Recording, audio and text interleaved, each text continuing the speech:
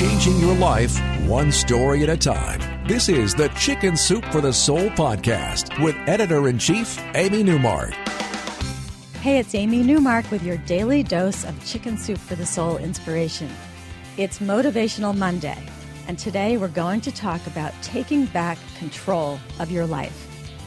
If you're like me, you have too much to do, and you're always trying to reclaim your calendar so that you can carve out time for what matters to you, whether that's time with your family, friends, or just some good old me time.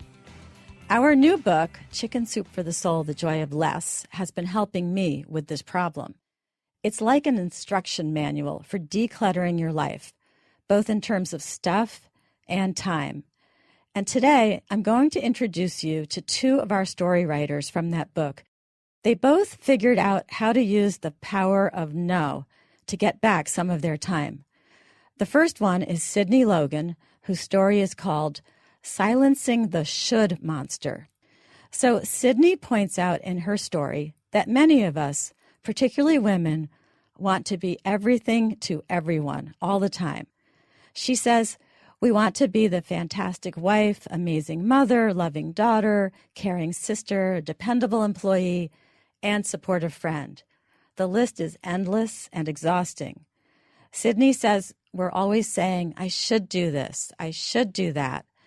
And she found that in her own case, she was making herself miserable with all the tasks she was imposing on herself.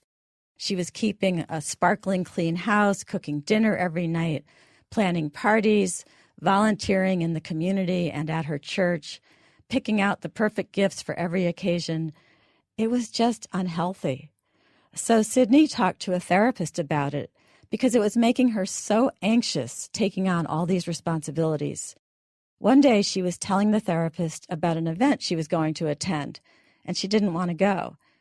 And the therapist said, well, why are you going if you don't want to?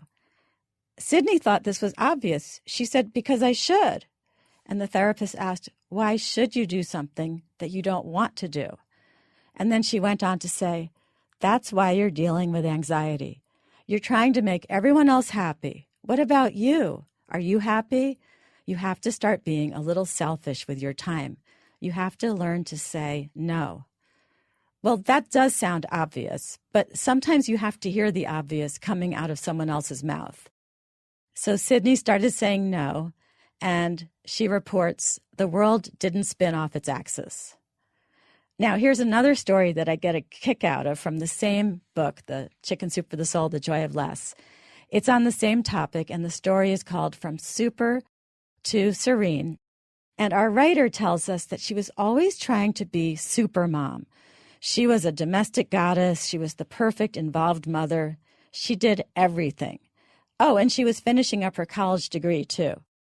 So she often found herself in the wee hours of the morning doing laundry, cleaning the house. She also volunteered because she was always getting calls to help out with an event or fair or whatever. And so she always said yes because she said, well, I'm always the first person called, and it's obvious that they need me.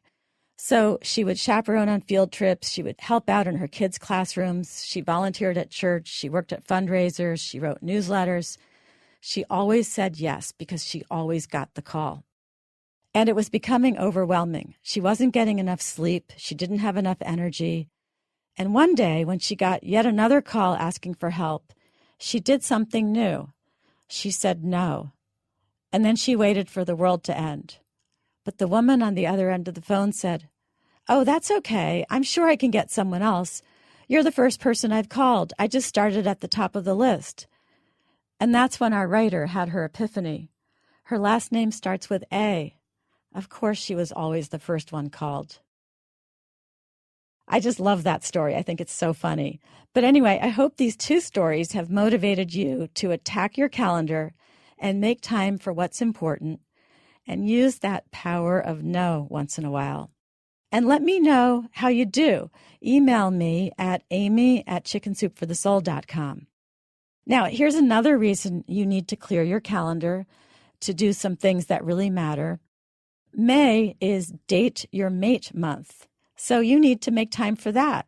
And tomorrow we're going to talk about dating your mate with some ideas for how you can put the together back in your own relationship.